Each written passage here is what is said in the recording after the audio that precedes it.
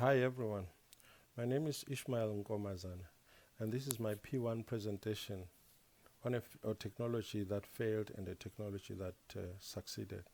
The technology that failed was the laser disc and the one that succeeded is the SACD extraction process. I'll start with the one that failed, the laser disc. The laser disc was developed in the late 1950s by David, Paul, Greg and James Russell, and they patented it in 1961. It was first put in the market in 1978 by MCA, which is the Music Corporation of America, and Philips, and they named it the MCA DiscoVision.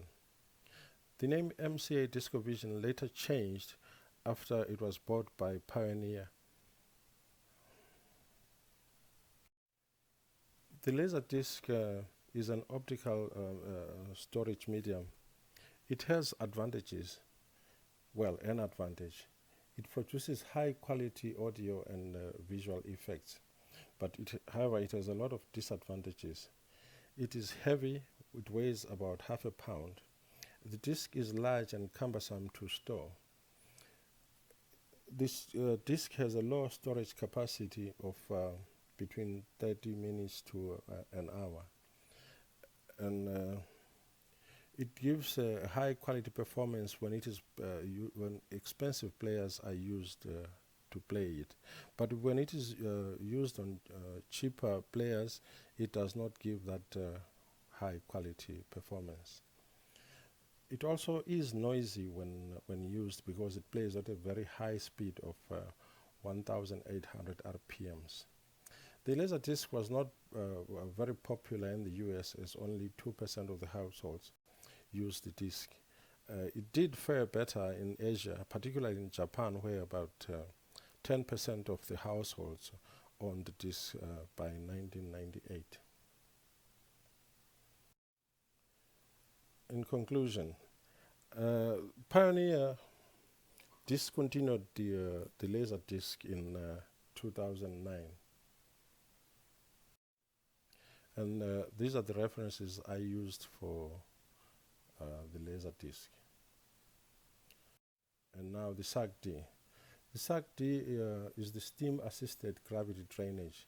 It is a process for tapping into oil reserves. Well, the oil reserves are mixed with sand and underground. In this process, water is used to heat up the bitumen underground, and then it is siphoned out to the ground. The advantages of SACD is that it reduces the environmental impact because only 10 to 15% of the extraction area is used by construction. The rest of it is underground. And SACD allows for tapping into the deep oil reserves, which would be quite difficult to extract without this process. And SACD can be done in stages, and this allows for better cost management. For an example, if the company has done part of the job and they don't feel they have the resources to carry on, they can do with what they have until such a stage they decide to expand. They can carry on from there and expand it. It is a new technology and still has a lot of potential to enhance recovery and efficiency. And 90% of the water used in this process can be recycled for reuse. SACD does have a disadvantage though, is that steam generation is quite expensive.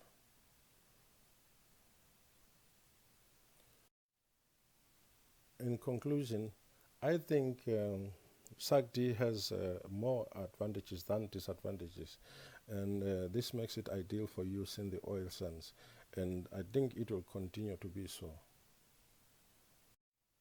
And this is the reference that I used for the SACD. Thank you.